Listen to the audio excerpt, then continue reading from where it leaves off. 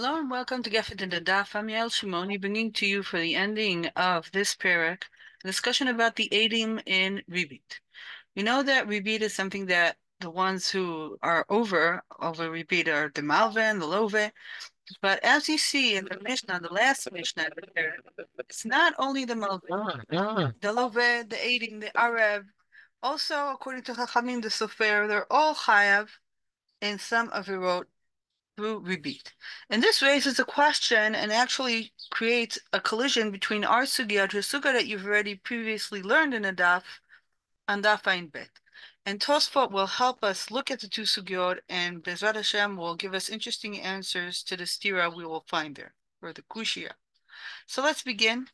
We'll start at the last Mishnah of the perek, and the Mishnah says at the end, "Ve'elu ovrim belo ta'aseh, hamalveh והלווה והערב והעדים." The malve, the love, the arav is the one who was arvud. How do you say that in English? I'm not sure. Excuse me. And the edim, חכמים אומרים אף הסופר, עוברים משום לא תיתן, ומשום אל תיקח מאיתו, ומשום לא תהיה לו כנושה, ומשום לא תסימון עליו נשech, ומשום לפני עיוור לא תיתן מכשול, ויראת מאלוהיך אני אדוני. We have here 6 slavim, all connected to rebit. And according to the Mishnah, all these people are over on 6 lavim. But if we read the Gemara, we see that that's not true. Not everybody is as bad. Not everybody has done such a great sin. Says Abaye, malve over bekulam, לווה עובר משום לא תשיך לאחיך ולאחיך לא תשיך ולפני עיוור לא תיתן מכשול. ערב והעדים אין עוברים אלא משום לא תסימון עליו נשech. So we see that the malve, he's really the bad guy. He's the one who's been over for the whole 6 lavim. The love, only 3. And the rest of the people involved, only 1. Lo tesimun alav neshech. And the Rambam writes this down and explains something interesting that calls for a question that Tosfot asks on this daf. The Rambam says, like Abaye said, that the love is only chayav 3, the malve is chayav 6, the arav and the edim are only chayav 1, but also if somebody connected the malve and the love, the salsul, he is also chayav mipnei iver lo titen michshol. And a big question arises from here, a question that Tosfot asks, why are the edim only chayav 1? Why aren't they also chayav in lifnei iver lo titen michshol? Lifnei iver lo titen michshol means that you are helping somebody do a sin, and in that way you're putting a rock in his way, and he's blind, and you're making him fall. So the edim are also part of that because they're witnesses for your actions. Why are they only chayav 1? And the Tosfot says, "Zinmin de avrei nami alifnei velo titen michshol." Tosfot says sometimes the edim are chayav 2, and sometimes the edim are chayav 1. When are the edim chayav 2? When are they also considered lifnei iver lo titen michshol? Explains the Tosfot a basic idea in lifnei iver lo titen michshol. Bezrat Hashem will learn it in Masechet Avodah Zarah, that you're only chayav in lifnei iver lo titen michshol if you caused the avera. But if the avera would have been taking place even without you, then you're not chayav in lifnei iver lo titen michshol. And says the Tosfot, sometimes people will lend money even without aiding. And it's true that if they're aiding present, it's a stronger loan. And you can also write a note down. But it doesn't mean that the loan itself is based on the presence of the aiding. So if that's the case, the aiding are not chayav in lifnei iver lo titen michshol. But if you have somebody who will not give his money if there are no aiding there because he wants to write a note down, then the aiding are chayav in lifnei iver lo titen michshol. So summing up what we saw up till now, we see that the edim are really sinners. They're avaryanim. Sometimes 1 avera of lo tesimun alav neshech, sometimes 2 averot, lo tesimun alav neshech and lifnei iver lo titen michshol. So they're mamash avaryanim. This is very important because we'll go back to daf ayin bet. We'll see a sugya that's surprising, because now that we learned that the edim are avaryanim, how can we explain the sugya in daf ayin bet? The sugya in daf ayin bet says, "Shtar shekatuv bo ribit," a note of a loan. that is a loan with ribit. You see written down inside a note that it's a note with ribit. And then you have two aidings signed on that note. There's a machloket between Rabbi Meir and Chachamim. Rabbi Meir says, "Konsim oto ve'no gove et hakeren ve'lo et haribit." Rabbi Meir says this note, it's as if there's no note. You can't do anything with this note because it's a note on ribit. Why is that? Because it's a knas. Chachamim omrim gove et hakeren ve'no gove et haribit. Chachamim say, no, this shtar is good for the keren. You can still, if the loan was for 100 shekels or 1,000 shekels or 1,000,000 shekels, and then the rebate was, let's say, 2, 3, 5%, you can always get back the 1,000,000 shekels you gave, but you won't be able to take the 5 extra percent that you wanted to receive. And you can use this note for the basic loan as if it was a kosher loan. That's what Chachamim say. Ask the Gemara, "B'mai kamipalge?" Rabbi Meir savar kantina netera mishum misura. Rabbanan savre lo kantina netera mishum misura.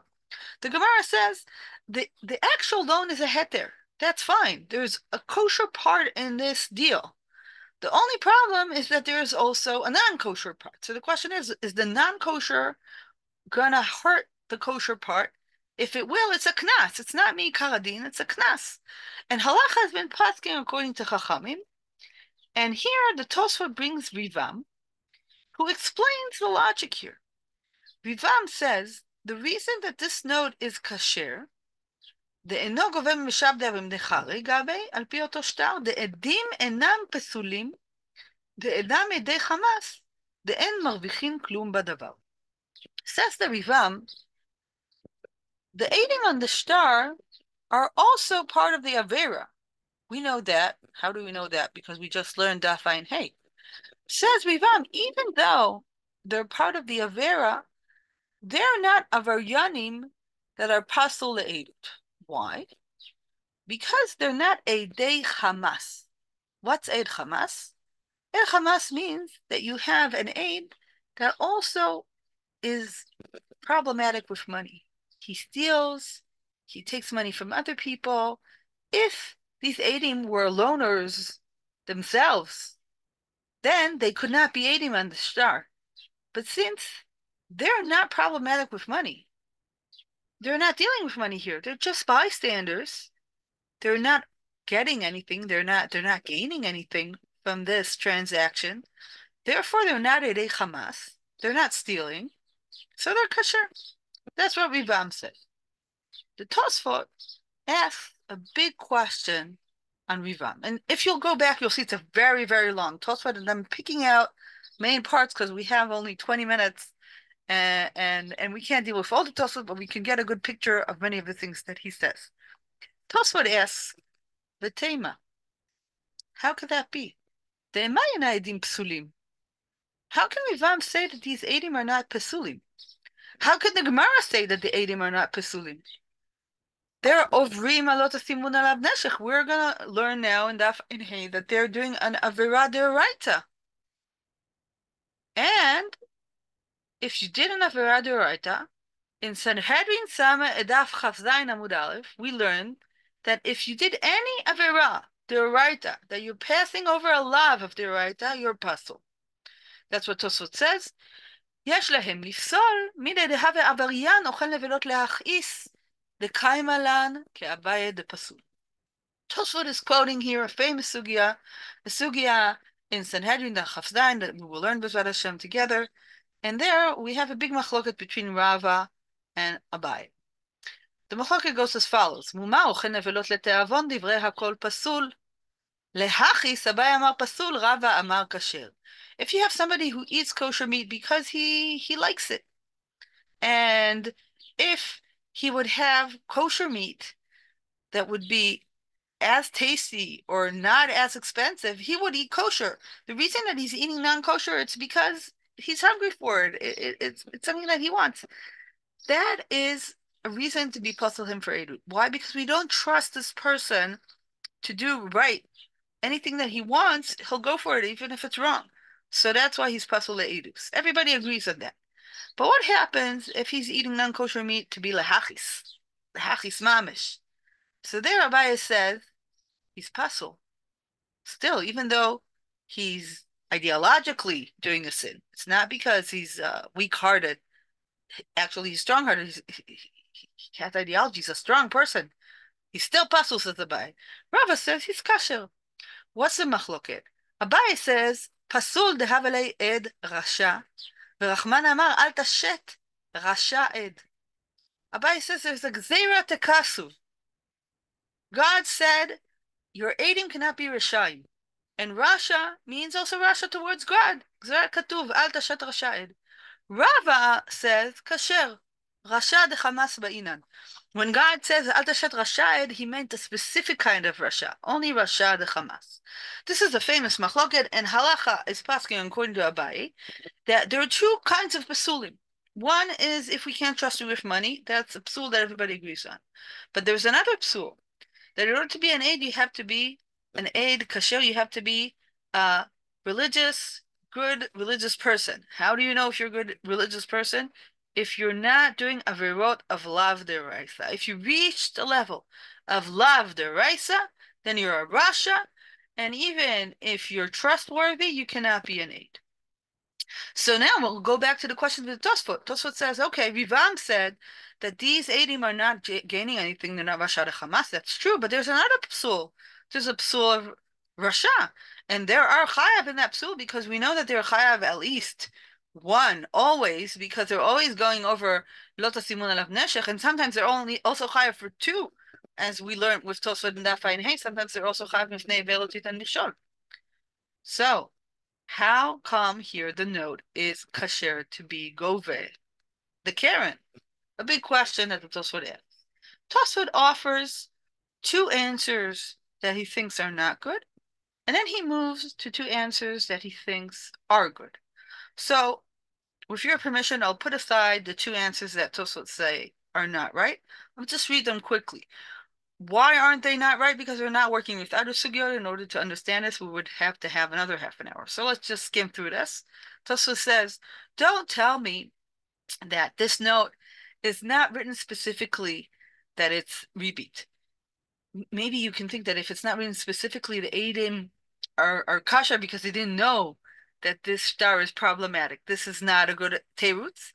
And also another teirutz is that maybe dafka because it's written clearly. Maybe the Eidim saying, I'm signing this, but I know this won't work in Basin. So I'm kasha because I never thought that this would actually take the ribit. That's also not a good answer. What are the two good answers that Tosfos go by? He has two answers for big nafkamina between them. A nafkamina, a practical nafkamina, and another a thoughtful nafkamina. Okay. V'yesh lomar, says the Tosfot. The Arei Hacha ברibis דרבנן, דלא נפסלו באיסור דרבנן, כיוון שאין מרוויחים כלום, אף על פי שבעבירה דאורייתא היו נפסלים. Tosfos' first answer is to say, you see, there's a stira here between Daf Ayin Hey and Daf Ayin Bes. And Daf Ayin Hey, you say that they're over doing an avera of lav deraisa. But here in Daf Ayin Beit, the note is kasher. How could that be? We have to do an okimta. We have to say that in Daf Ayin Bet, we're talking about a specific kind of note. It's a note that's dealing with ribit derabanan. And therefore, the Eidim are doing an avera, but it's only an avera derabanan. Why is that a solution? How does that solve the problem? Because if you're doing an avera derabanan, you're not considered rasha according to Abaye. When Abaye said there's a gzeira katuv al tashet rasha ed, he meant rasha according to the Torah. According to the Torah, to be a rasha, you have to be over on mitzvah deraisa. And here you're only over on mitzvah derabanan. So you're not a rasha according to Abaye. And as Rivam said, you're also not rasha de Hamas because you're not gaining anything from this. So that's why, if we're talking only about ribit derabanan, then we can understand that this star is okay. But according to the Tosfot, if we'll find a note that what's written there is ribit deraita, it will be pasul, and the whole sugya and Daf Ayin Bet is not relevant towards that. So that's a problem with this teirutz because it doesn't sound in the Gemara that they're talking only about this, only about ribit derabanan. It sounds as if they're talking about all the ribiyot in the world, including the Raisa. So therefore, the Tosfot moves and offers another teirutz. Inami, says the Tosfot, אפילו בריביס דאורייסה, יש להכשיר. דשמא לא תסימון לאינשי במלווה משמע להו, ולא בעדים, ולכך כשרים. כדאמרינן נמי לאל, לא תחמוד לאינשי ולא דמי משמע להו. Tosfot says, I think that the reason, even if it's ribit d'oraita, the adim are kasher, it's because the adim didn't learn well daf ein hey. The adim are usually inche, regular people. And people think that only the malve and the love are chayav and ribi. Actually, people think only the malve is chayav and ribi. People don't really understand that everybody involved is also doing Isurei Deraisa. How does he say that? He says, לא תסימון לאינצ'ה במלווה משמע להו, במלווה משמע להו, ולא בעיד. The people, the simple people, the inche, most of the people think that lo testimun alav neshech only talks about the one who's giving the loan. So therefore, you have here people that are doing alav, but they're not aware of that. Why is that a reason to say that these people are not Rishayim? So Tosfot doesn't really explains this. He understands. He doesn't explain this, but he's quoting a Gemara in Daf Hey that we learned a while ago. The Gemara in Daf Hey is also talking about Psulei Yadut, and Rav Achad Midifti asked Ravina, how come he's saying that if somebody took a cow and then paid for it, he's still kasher le'ezus? He is actually being over on lo tachmod. According to the Torah, lo tachmod is not only when you take something and not pay, that's a gazlan. Even if you do pay for that, you're chayav for lo tachmod. Says Ravina, but the reason you're kasher ledut is because most people don't know that law. Most people think that if they take something and pay for it, they're not gazlanim and they're not chayav in anything.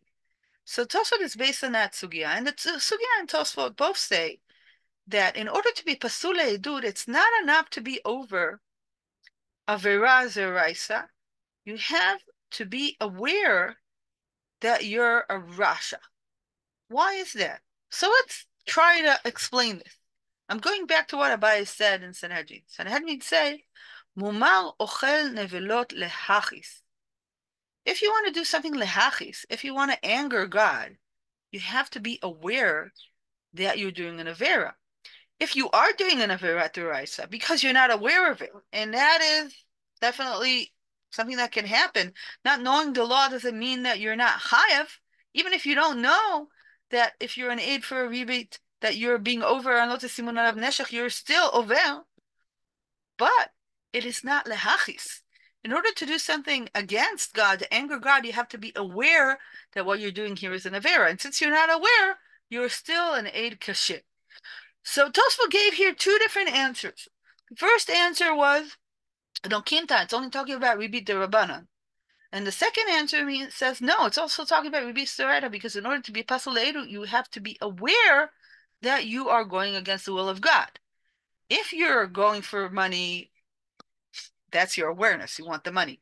But if we're going according to Abaya's psul le'edu, that it's pasul le'hachis, you have to be aware. And that's the chidush of the Tosfot here, based on the Gemara and Daf Hey in Bava Metzia.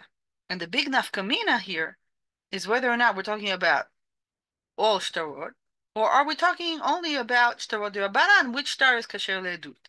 And another nafkamina is that when you are doing something wrong, not knowing it, you are not as bad as somebody who's doing it knowingly. But still, you're over midoraita. And even if you're not aware of it, you're still doing something very problematic, but that will not make you a pasul le'edut. And that's a very interesting and delicate point that the Tosfot is making here. Which answer is the right answer? How is the right way to read the sugya? So the Rosh quotes the Tosfot, and he says, I can prove to you that the Gaonim agreed with the second teretz of Tosfot, that even if you're an aid on a star d'oraita, you're still not an aid pasul. How does he prove that? He says that the Gaonim have a list of all the psulei edut, and when the Gaonim list the psulei edut, they only list the malve and the love, and they don't list the Eidim and the Arab. So that's another reason to go according to the second Teirutz of Tosfot and not the first. So let's sum up what we did today. We saw that there's a clashing between two different sugyot. The sugya in Daf Ayin Hey says that there are a lot of people involved here. Anybody who's involved in ribit is chayav. Chayav benot tesimun of neshech, chayav maybe lifnei violate and we saw that the eidim are chayav always benot tesimun of neshech, and sometimes also with lifnei violate and the malva is chayav for 6 laving, and the love is chayav for 3 laving. So after we saw that, there's a clash with the sugya and Daf Ayin Bet, because the sugya and Daf Ayin Bet says that if you have a note, a star, that 2 eidim are chatum on it, the star is still kasher to get the original loan, not the part that's for ribit, not the extra, but the loan itself. And Tosfot asks, how could that be? Ribam explains it's because the eidim are not actually gaining anything from signing on this loan. But Tosfot asks, how can Ribam explain this?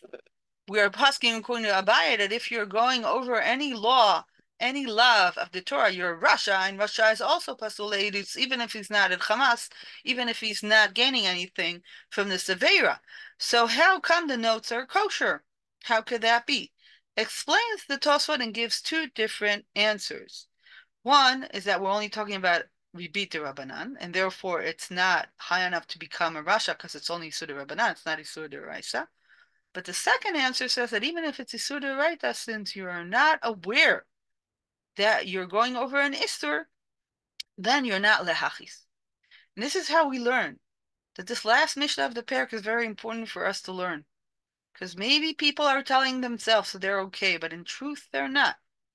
And the Eidim are also over on tesimun of neshech. Because when you're part of something, even if it's not lifnei violate and michol, if it comes to ibit, you're also chayav.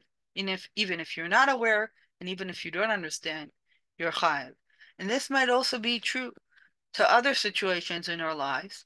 And we have to realize that even if we're not aware of things, it is true that we're not as bad as we would have been if we would be aware and still be over. But we should learn and know when we are accomplishing a sin. So I hope you enjoyed the Tosfot today. I think he made a very interesting point, seeing the connection between these 2 sugyot, and it's a nice piece of Tosfot to learn at the end of the perek. And Yishar Koach to all of you who finished this heavy, interesting perek and for learning Bava Metzia, and B'ezrat Hashem we will meet again next week to learn some more together. Take care and Besorot Tovot.